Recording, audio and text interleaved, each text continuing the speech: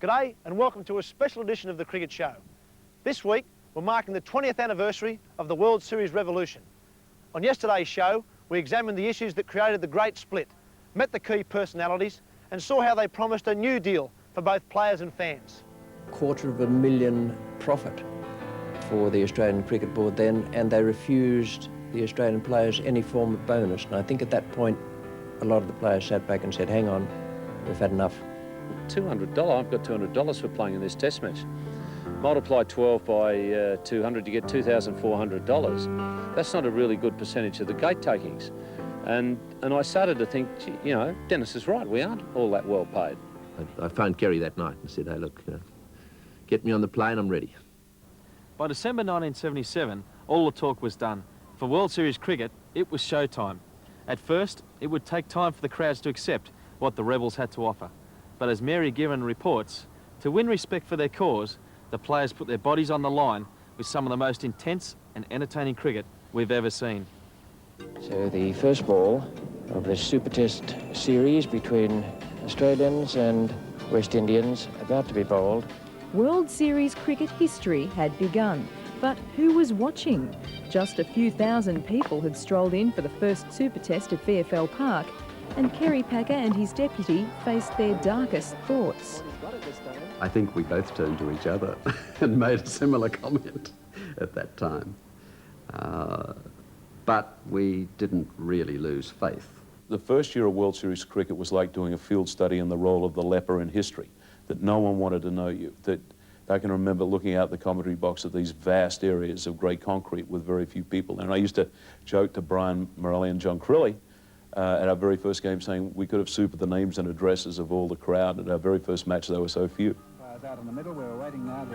Meanwhile, the establishment was enjoying a well-attended home series. A young Australian side, led by Bob Simpson, back from retirement, was beating India 3-2. The World Series players kept a keen interest in the results, but they were now officially rebels. Still, immersed in top-class cricket, the tight-knit group believed the public could be won over. That was the feeling, yes, that if we continued to play good cricket, that at some stage or other they would come along.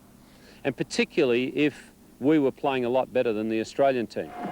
We were being beaten by the West Indies, but only just being beaten by the West Indies, and we were giving a pretty good account of ourselves. The overriding factor was here were the best players, and if I took guard at VFL Park, I was going to face Michael Holding, and I got a duck in the first Super Test.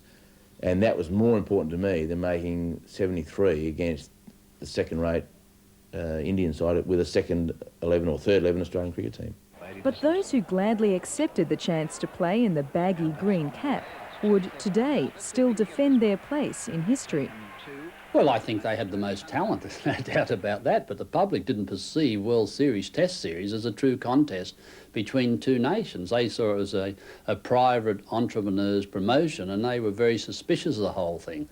On the other hand, they viewed the traditional cricket between India and Australia as a good old-fashioned test match, and that's, at that stage, what they wanted to see. The Rebels' public relations drive was in full swing, holding country clinics the Australian Cricket Board had not been able to manage.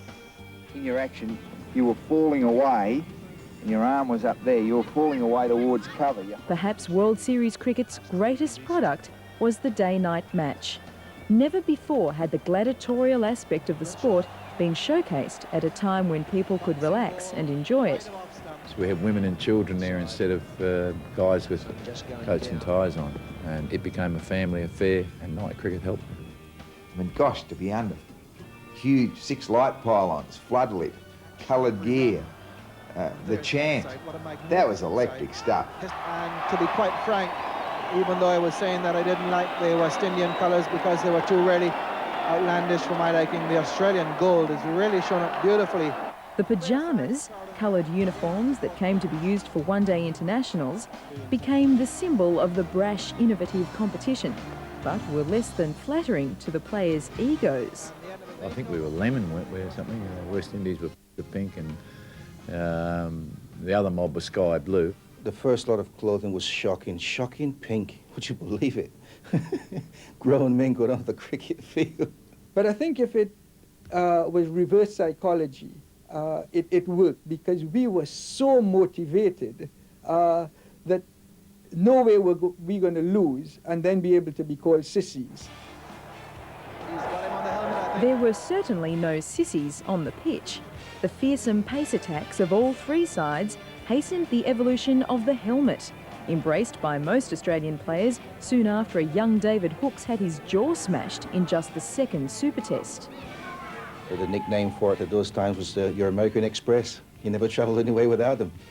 Clumsy as the first prototypes were, a motorcycle helmet was first modelled by the World 11's Dennis Amos. To the newly professional cricketers, they were the only way to protect the pay packets. A lot of the old stagers don't like crash helmets. I just happen to think that it just had to happen.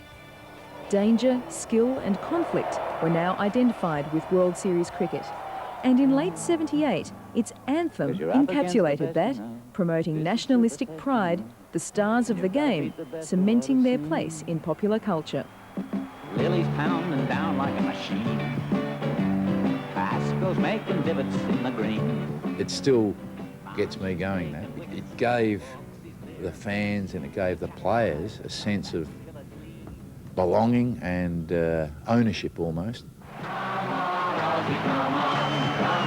The second season's emphasis on one-day matches was working. Test crowds were dwindling, the official Australian side lost the Ashes 5-1, and the cricket board started to work towards a compromise. There was a feeling in international cricket that it had to be solved, and the only way it could be solved was by Australia negotiating exclusive television rights, and they gave us permission to do that, to negotiate. And the night the future of the rebel competition seemed to be assured was when Kerry Packer threw open the gates for more than 50,000 fans at the SCG. November 28, 1978, 52,000 people in there, and at the end of it, low-scoring game, the Australians won. We went round and we raised a glass to one another. I will never forget, as long as I live, being in an aeroplane. It wasn't a jet, it was just a small plane, with all the players coming back from the bush, with the exception of the Aussies and the West Indies, who were playing in the first night match at Sydney, and the pilot said, apparently the scenes around the Sydney cricket ground are just incredible. That was the moment when we were all elated and we knew that we had a winner on our hands. After the break, Benno's best, the great plays from those early World Series contests. 12 months of rumour, claim and counterclaim came to a head here at VFL Park in Melbourne. It was the start of the first World Series cricket Super Test. Our television audiences and spectators at the ground had been promised something new, something innovative, even modern cricket. When the opening titles began to roll to air, it was just a little touch of nerves. Oh, good morning and welcome to VFL Park Melbourne for the first day of the opening Super Test of this series. Well, there was plenty of tension there, I can tell you, and it wasn't just in the commentary box, because Rick McCosker was out to the second ball of the day. He was caught by a brash young player called Vivian Richards, and the bowler was Andy Roberts. An Australian collapse followed, and so too did the side screen. But the first shots had been both played and fired, and cricket was never going to be quite the same again. World Series cricket indelibly stamped change and innovation and imagination on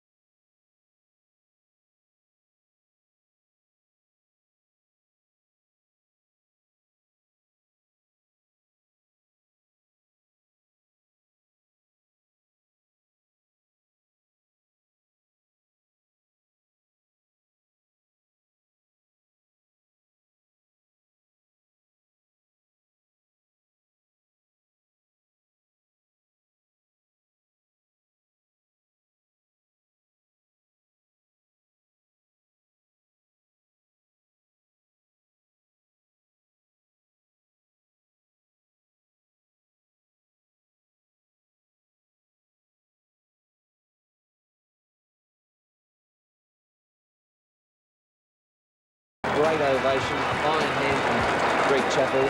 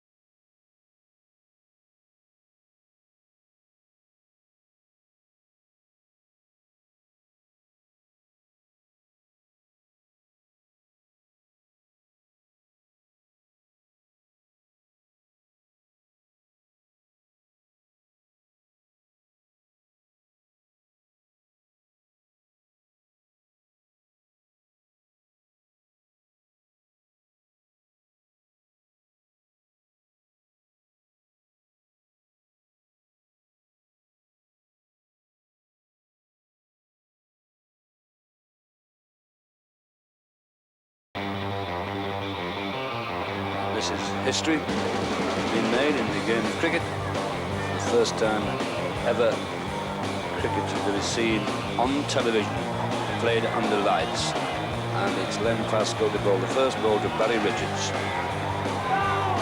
And the first ball under lights. The history of Australian cricket is a no ball.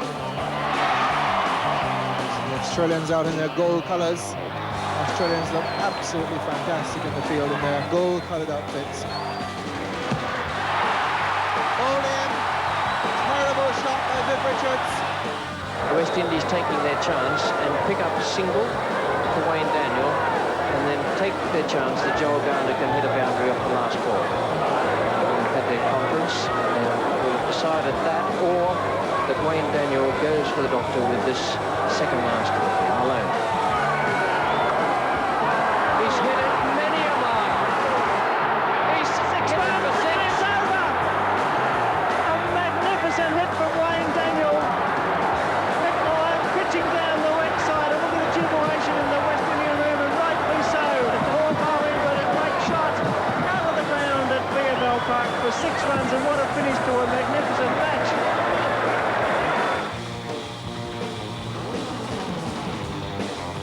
Team, and they'll tell you World Series cricket was at the very least part of their childhood and more than likely a great inspiration. In 20 years, the game has changed enormously in many parts of the world. Tim Sheridan finishes our story with the legacy of World Series cricket.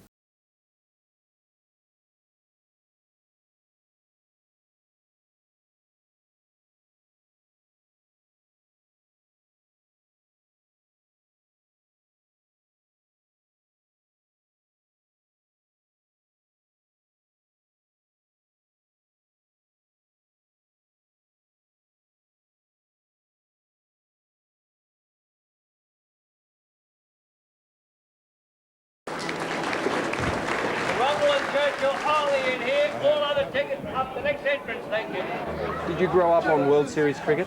Yeah, that was the first thing I watched. I was watching one day cricket first, and then I started watching Test cricket because it was easy to understand. So it was World Series that got you? Yeah, definitely. What are your earliest memories of World Series? Oh, the West Indies. Seen it on TV. For sure. The West Indies versus Australia. Yep. Willie and Tom May taking their heads off. Australia trying to beat the West Indies, for sure. It's a show. It's not a game, it's a show. Lily's pounding down like a machine. Pascoe's making divots in the green. Marsh is taking wickets. Hooks he's clearing pickets. And the Chapel's eyes have got that killer gleam. Come on, Aussie, come on, come on. Come on, Aussie, come on, come on, come on. If fans are the lifeblood of any sport, the greatest legacy of World Series cricket is that it made the game more inclusive. A broader demographic was a boom for all forms of media, which explains how World Series cricket quickly became a publicity juggernaut. Back with Imran Khan now, bowling to Marsh. It's a useful delivery. And he's gone. What a great catch that was. Was pushed towards the women and children, the family atmosphere, to come along and have some fun rather than, you know, let the old man go and sit with his mates on the hill and yell abuse at whoever. It was promoted as a fun thing to be at. And, I mean, certainly, I think we provided that fun. They watched and we all prospered.